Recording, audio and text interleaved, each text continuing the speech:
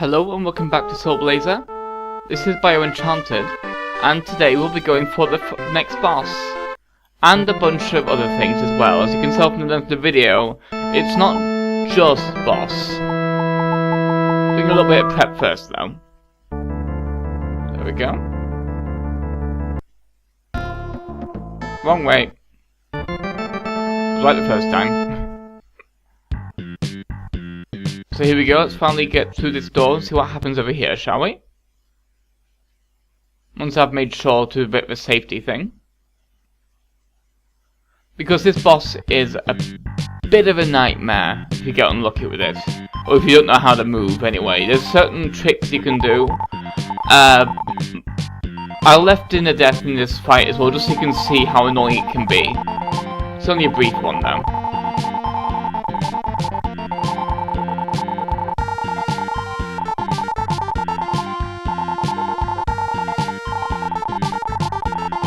So the stones basically power the machines that are calling Death Toll through.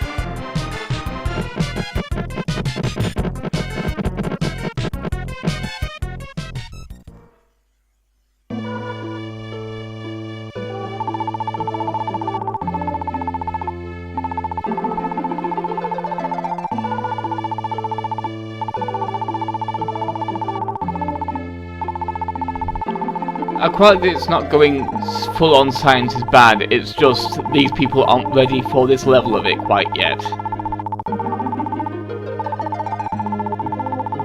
And yeah, we just had a suicide bombing in this game, so the light-hearted grimness just became a lot less light-hearted. And before there was some stuff to kind of balance it out, like some cute jokes from the NPCs, that kind of thing, but in this case, it's too grim for that kind of thing to be appropriate. And here's what Leo gave us. So let's use it, shall we? And this is why this boss is particularly annoying, because it requires a preamble before you actually get to fight the boss. You still have to come here and activate the airship every time, and then this happens, and you have to just kind of wait for it to do its thing.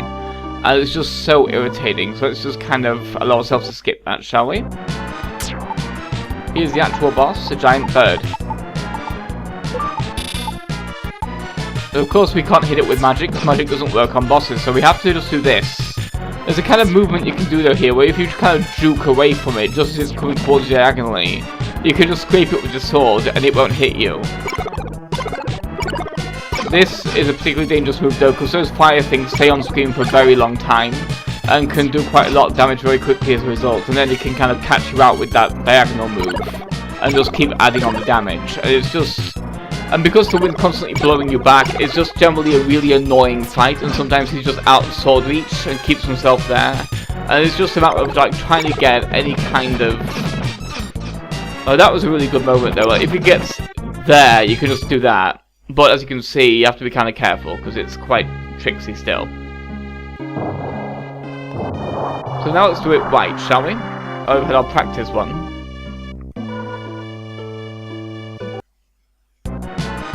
Get our power bracelet back on.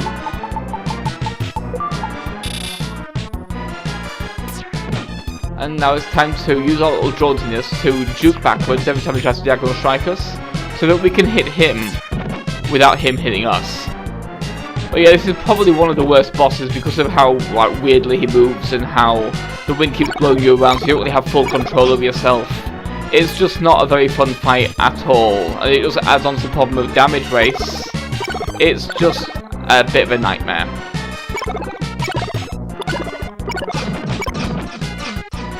But at least though, when he's on that particular plane, when doing the fireball thing, you can get a good amount of damage in on him. You just have to be careful that you keep an eye on how much damage he's doing to you at the same time. Otherwise, he'll just scrape away bits of your health like that, and you end up with, like, not realising you only have one hit left, rather than two, and then he'll finish you off. And you won't have to do further quit because he's having the power bracelet on, and it'll just be overall a bit of a nightmare. But at least we're close to getting him to his dark blue. Nay! Yay, now we actually are scraping his health down properly. We can see his health going down.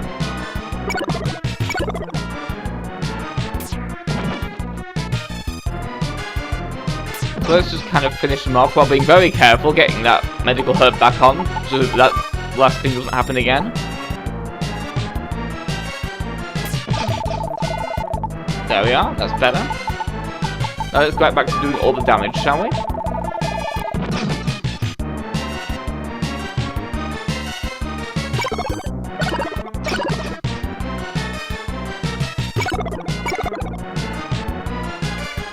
This boss is really one you have to just be patient for, like just try to avoid him when you can, and just hope he doesn't dive, or at least just the fireball thing on a plane you can actually hit him on.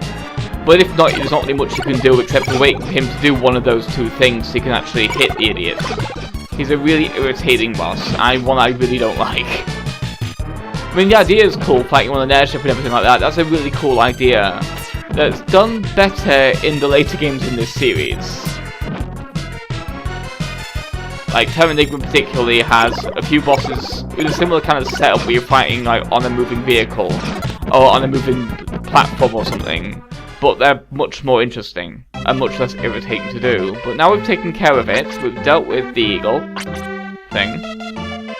First though, we just need to actually use this monster lair at the bottom of the ship now. So there's still the king of Magridd.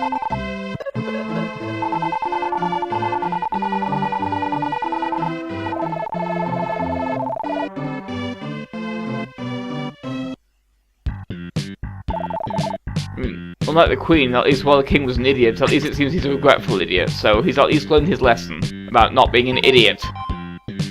A little bit too late, though. We're still going to have to deal with death toll because of him and his Queen, but yeah. He's at least trying to learn his lesson. That's more than you can expect from most evil kings. He's certainly not Emperor Starling all over us.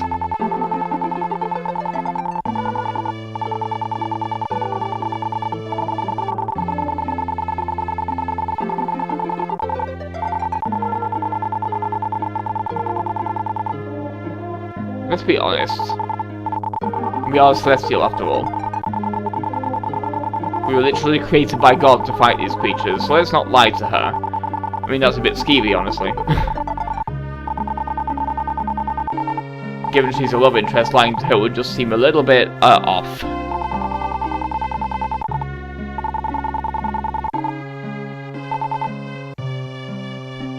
So let's do what she asks, shall we? And leave all her backs turned to surprisingly jaunty music.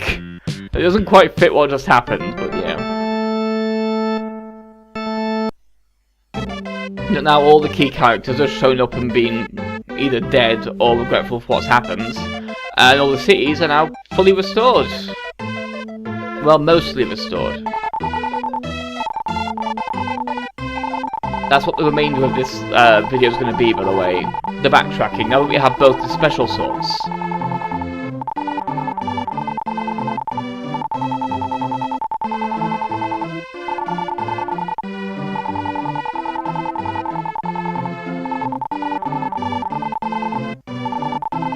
I like that everything about the King's fight just kind of shouts a bit of an idiot. Like, he's sitting in a way, you can kind of tell it's the way he's kind of crossed his legs and just kind of lounging in his tone that he's a little bit of an idiot at the very least.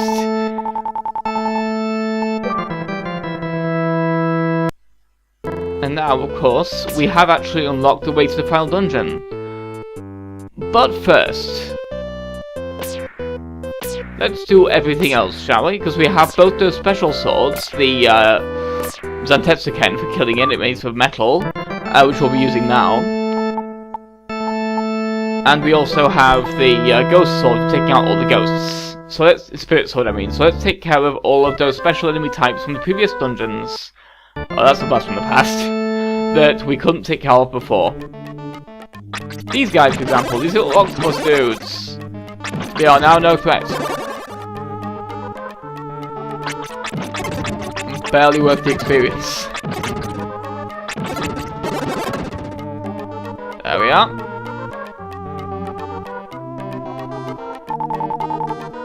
This cliff now has a reason to be here. Yay. Bet you'd expected there was something there, didn't you? Or unless you'd forgotten about it.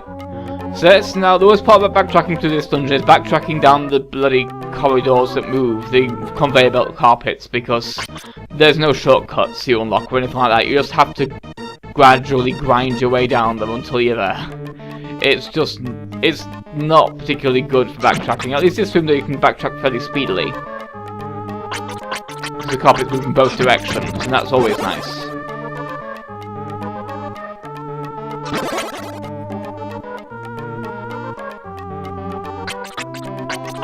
Because you can kind of tell that this is the exact time when you're meant to backtrack, and you'll see why. It's to do with the level we're at, by the way. That's very important, what I just said.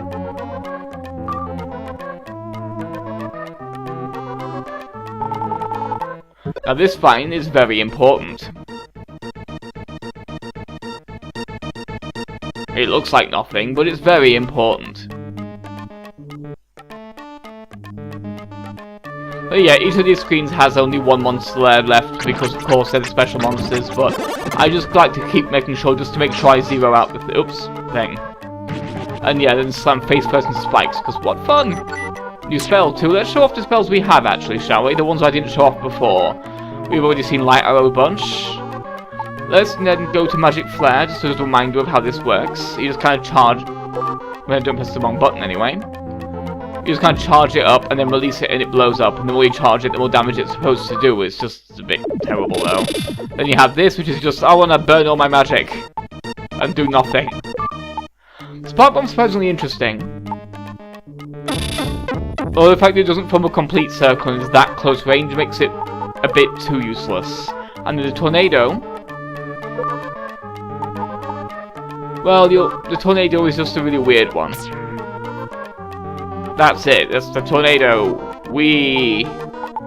There's really not much you can do with those spells. They're not even like situational, they're useless because they're so short range or slow moving.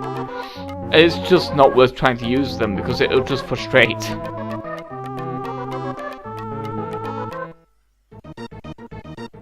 Let's just double check the entirety of this area to make sure that's everything we can do here. Make sure there's nothing else I'm missing.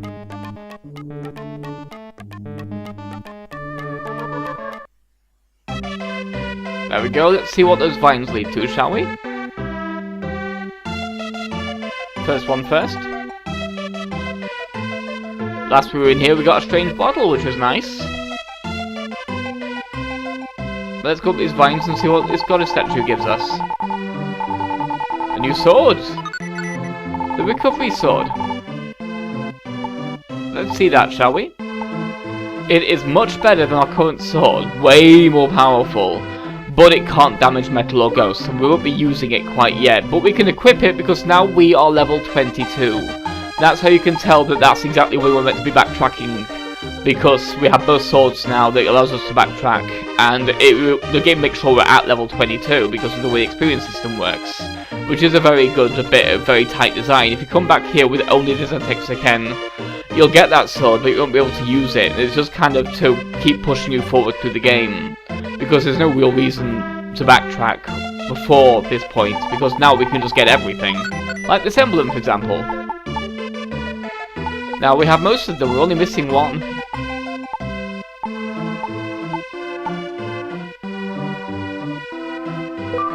We've got Sun, Mercury, Venus, Earth, I believe the 4's Mars, and then, of course, we haven't got Jupiter yet. Saturn, I mean. I think the next one's then Jupiter and Neptune. I'm not entirely certain now. I don't know the planetary symbols off by heart. I only know Mars and Venus for men and women. Because they're the logos for that. And the sun's a very obvious one because it's just a dot in the middle of a circle. That's very clear what that is. Everything else was going from following the pattern, basically. So let's move on, shall we? We're now done here. I figured I'd put this in the same video because it's only a very brief backtrack. It doesn't take very long at all. Now, for Green Valley.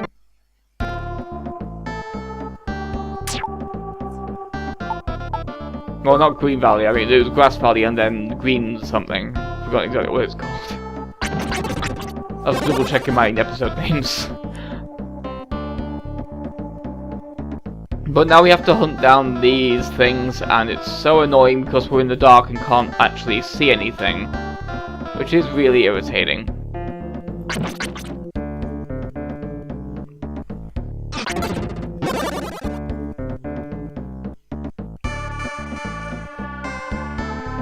So let's just get around those, shall we? Green wood. I just double checked it in my own thread just now. But yeah, now we have the spirit sword. We can kill these things. Because these are spirits.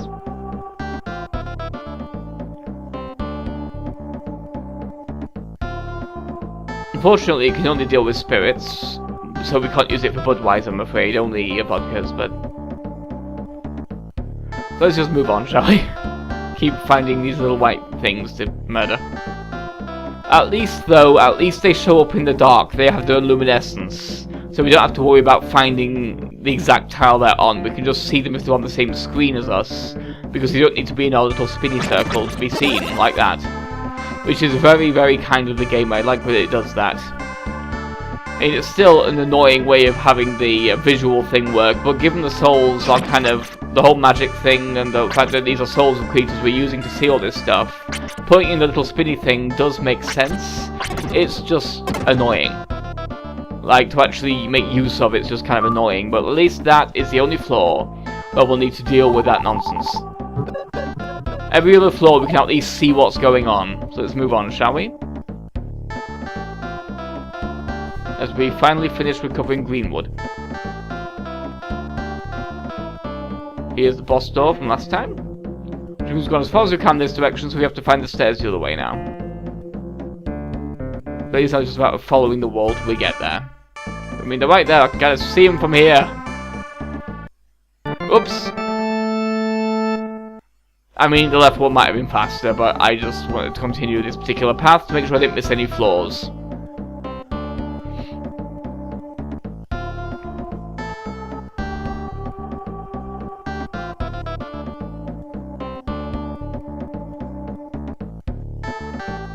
Nearly there, I'm just fumbling our way to the stairs.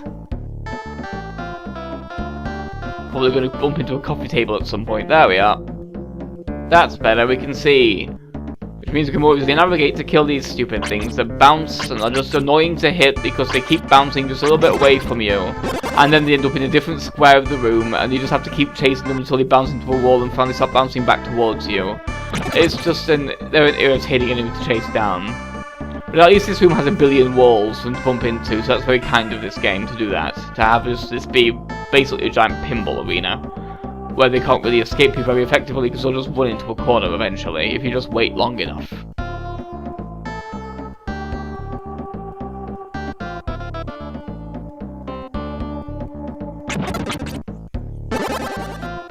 There's also a really weird thing with Zentetsuken with particular enemy effects that you wouldn't expect, and we'll go into that in a minute when I deal with all these guys. There we are. Well, not all the... It'll be in the next section of the, Ooh, final spell. Of this set of spells, anyway. The final optional spells, I mean there. But yeah, it's like,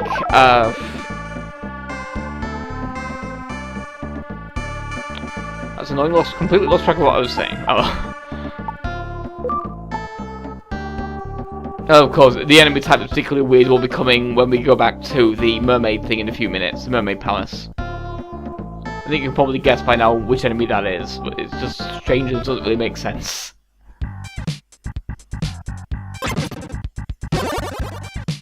So let's just backtrack to the rest of this dungeon to get to the flames, shall we? Because the fire thing had a lot of metal enemies.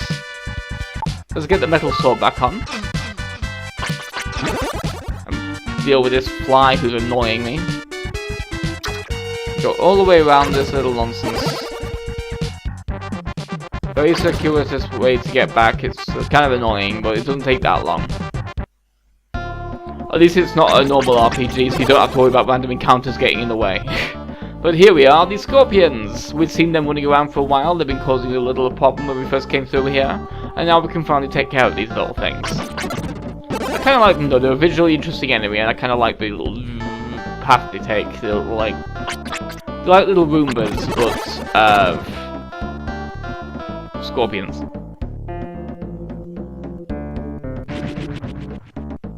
That reminds me of this like PS2 game I once tried to play, Cygirls, which wasn't very good, honestly, but it had interesting level design.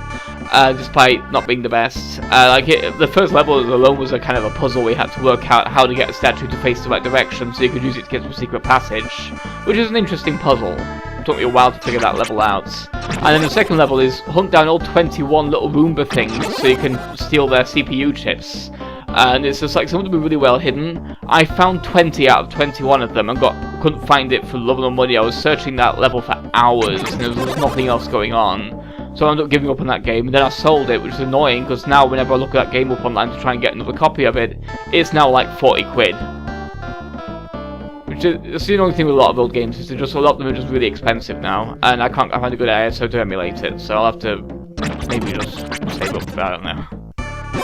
Just eat the cost, because it's still an interesting game, and I still want to see what happens later in it. It's just, you know, when I have that money to burn. There were other games that I want to get that are similarly expensive, of course they're old, like Pokemon Gale of Darkness XD, for example. Which similarly I can't find any good ISOs for, so I'm going to have to find the actual copy of that one. There we are.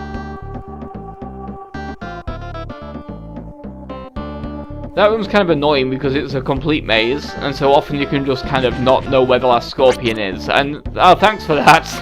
That's the game that's deliberately kind of trolling you, that one, really. It's just, let's put it directly beneath it in the one place you can't reach it. I mean, technically it's the one place you can reach it, because anywhere else it literally won't be able to be opened, but it's still just a little bit of a mean place to put it directly behind you. It's like it's rubbing it in.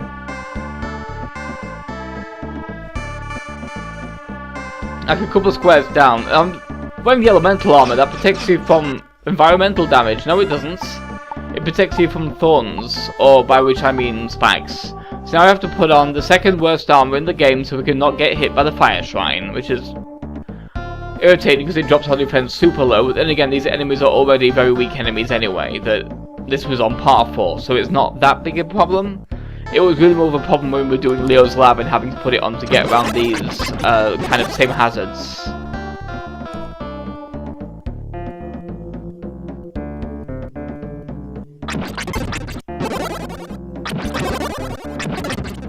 Let's take out the last of these scorpions, shall we? Oh, we chest them this last time. If I got this back then, though, I would just wasted all 100 of those gems, you know it. I was making a mess when it came to magic when I was playing at the beginning of the game. Because I'm bad at using magic effectively, especially when I was still using the fireball.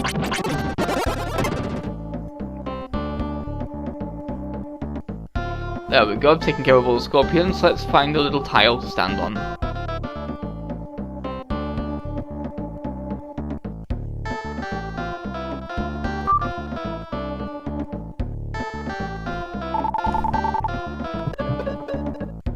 Ooh. I didn't even think that corner would have a thing in it. It was a very unassuming corner. But that's the fire shrine complete now. Of course, due to the fact that I can't exactly remember this level, I'm just going to double check real quick to make sure that the water shrine didn't have anything in it, just to make certain I hadn't missed something stupid there. I haven't, I just wanted to check.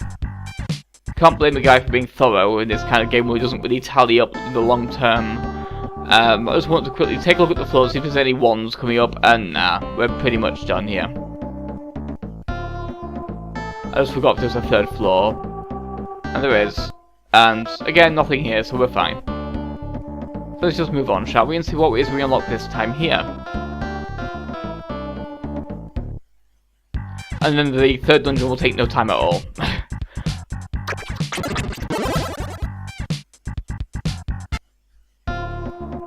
It's always fun to backtrack in these kind of games though, because it's always fun to just feel more powerful. And it does a really good job of that kind of thing. I always like backtracking because of that in games, because you end up coming back to enemies that used to give you trouble when you first played through the area.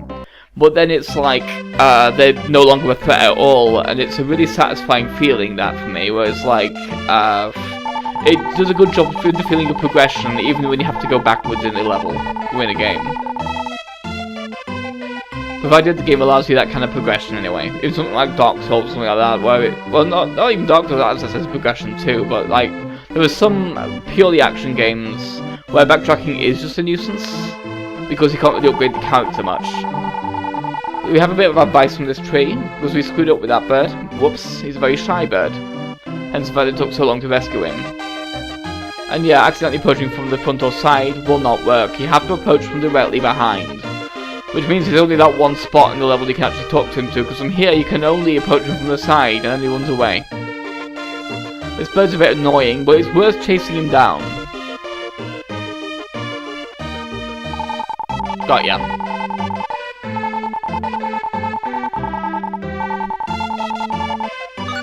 And now we have the first of the red hot items. The red hot mirror. Let's take a look, shall we? And I still feel that the red hot mirror, orb and stick may be a reference to Japanese mythology with the mirror sword and the Magatama, but I'm just not sure. It's very, very up in the air for me whether that's the case or not. It could have been just unintentional. But the fact that they seem to be very close in relation, I mean, the ball is a bit of a stretch for the Magatama, but it's still a small round-ish thing. So it still almost fits, but not quite well enough. Like maybe if it was the necklace or something like that, it's like the red hot necklace, it will be less hard to tell. And let's not forget to put on bubble armor, because we can't breathe in the water here without it. But it's one of those things where it just kind of, it feels close enough it could be intentional, but still far enough away, it just bugs me that it's like, why not just, you're a Japanese game, why not just make it the mirror, sword, and beads? The Magatama, rather. Unless he didn't, it was a translation thing, because he didn't quite get the mythology thing, or the people wouldn't, but even then, mirror, stick, and ball is still weird, so it still wouldn't make sense if it was translating mythology stuff. It's just an odd decision, but this is the weird part. These grey apes from this area can only be killed with the Zantetsuken. Which is strange because they're not robots. They're just grey. It's a really weird thing. I don't know why this is. But fine, let's deal with it and finally complete this part of Dungeon 2. And see what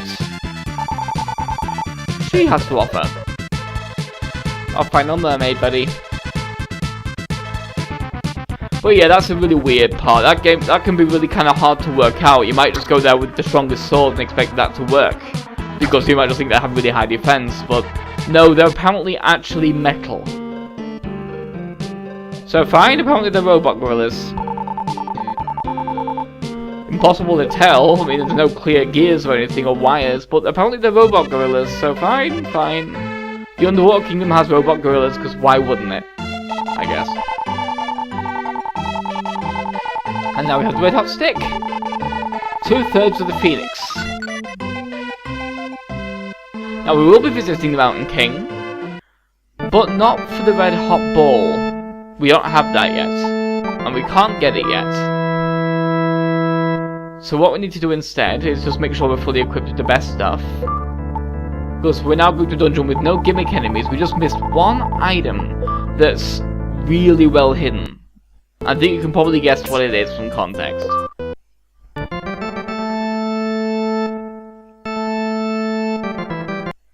I meant to go right, I keep forgetting right is the last one. There we are. This room is where it is. It's on an invisible tile, basically. You have to walk to the tip of one of these islands and the item is there. It's really obscure. There's a lot of like, it's very kind of Nintendo BS kind of a feeling, where it's like, it's obvious that they have to do something to feel like a Nintendo difficult game, because otherwise this game's relatively fair outside the bosses. So it's like, well, why not just put an item in a really stupid place that no one will ever guess to look? And there's the last Master's Emblem. We've got them all. So, let's go back to Green Valley. I mean, Greenwood. And see what we can trade these in for. Maybe we already kind of know what it is we're trading them in for. The ultimate accessory for magic. I can't remember if the game's named it yet, but we'll be seeing it in a minute, so we don't need to yet. But it's the last non-mandatory item in the whole game. So after this we'll have filled every inventory slot except for a couple of them at least once.